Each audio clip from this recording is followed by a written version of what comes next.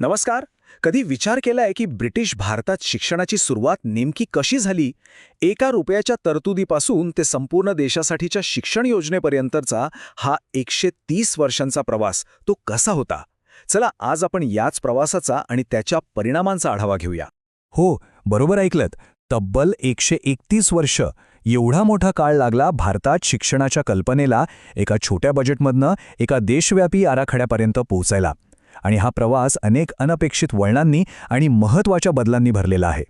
चला तर मग या प्रवासाची सुरुवात करूया अगदी पहिल्या पावलापासून, त्या क्षणापासून जेव्हा भारतात पहिल्यांदाच सरकारी तिजोरीतून शिक्षणासाठी पैसा खर्च करण्याची तरतूद झाली. ही गोष्ट आहे 1813 सालची. चार्टर ॲक्ट आला आणि ईस्ट इंडिया कंपनीच्या काळातलं हे एक असं पाऊल होतं ज्याने पहिल्यांदाच सरकारवर भारतीयांच्या शिक्षणाची जबाबदारी टाकली. आणि इथूनच एका मोठ्या चर्चेला, एका मोठ्या वादाला सुरुवात झाली. 1,00,000 रुपये. आता आजच्या काळात 1,00,000 रुपये ही रक्कम कदाचित फार मोठी वाटणार नाही, बरोबर आहे. पण तेव्हा ती फक्त रक्कम नव्हती, तो होता एका खूप मोठ्या वैचारिक बदलाचा संकेत. या एका तरतुदीने ईस्ट इंडिया कंपनीने पहिल्यांदाच एक महत्त्वाचं तत्त्व मान्य केलं होतं.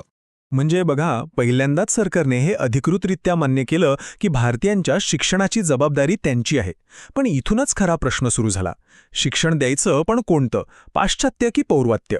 या एका प्रश्नावरून अशी काही वैचारिक लढाई सुरू झाली की तिने पुढच्या अनेक दशकांची दिशाच ठरवून टाकली. आता काही वर्षांनंतर या धोरणानं एक असं काही वळण घेतलं जे खूपच अनपेक्षित आणि वादग्रस्त ठरलं. आणि या एका वळणानं पुढच्या 100 वर्षांसाठी भारतीय शिक्षणाची दिशाच बदलून टाकली. शिक्षण द्यायचं, पण सगळ्यांना नाही, फक्त उच्च वर्गाला. म्हणजे कसं की ते आपोआप खालच्या वर्गापर्यंत झिरपत जाईल. हाच विचार होता लॉर्ड मेकॅले यांच्या शिक्षण मॉडेलचा मूळ गाभा.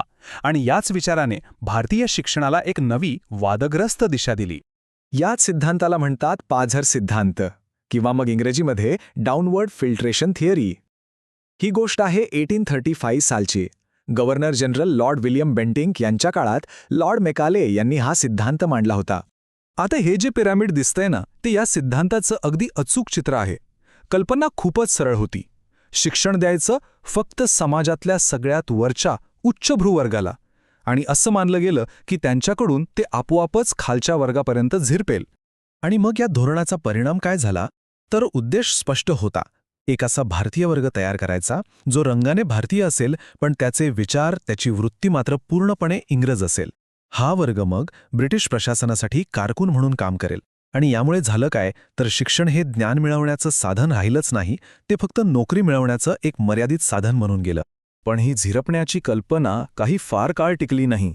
म्हणजे बघा, स्वातंत्र्याच्या अगदी तोंडावर असताना ब्रिटिश शैक्षणिक धोरणानं एक असं वळण घेतलं जे पूर्णपणे वेगळं, अगदी नाट्यमय होतं. मेकॉले यांच्या सिद्धांतानंतर जवळजवळ 100 वर्षांनी म्हणजे 1944 मध्ये सार्जंट अहवाल आला. आणि या अहवालानं शिक्षणाकडे बघण्याचा ब्रिटिश सरकारचा दृष्टिकोन अक्षरशः उलटा पालटा करून टाकला. तर हा होता तो जुना सिद्धांत, फक्त वरच्या वर्गासाठी शिक्षण.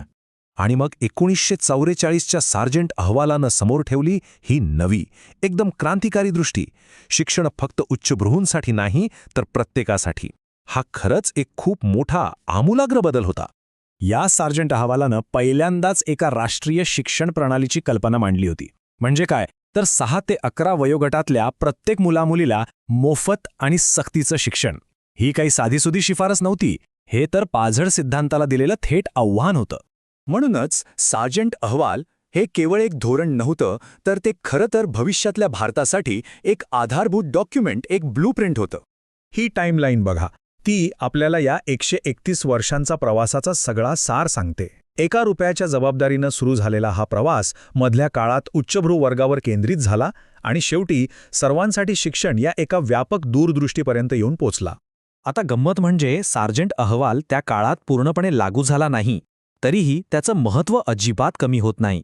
कारण स्वातंत्र्यानंतर जेव्हा भारताची स्वतःची शैक्षणिक धोरणं बनायला लागली, तेव्हा त्याची पायाभरणी याच अहवालाच्या आराखड्यावर झाली होती.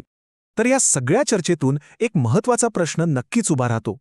स्वातंत्र्यापूर्वीच्या या ब्ल्यूप्रिंटने भविष्याची पायाभरणी तर केली, पण ह्या 131 वर्षांच्या प्रवासातल्या कोणत्या कल्पना, कोणते वादविवाद आणि कोणते परिणाम आजही आपल्या शिक्षण पद्धतीत कुठेतरी डोकावत आहेत? विचार करण्यासारखी गोष्ट आहे, नाही का?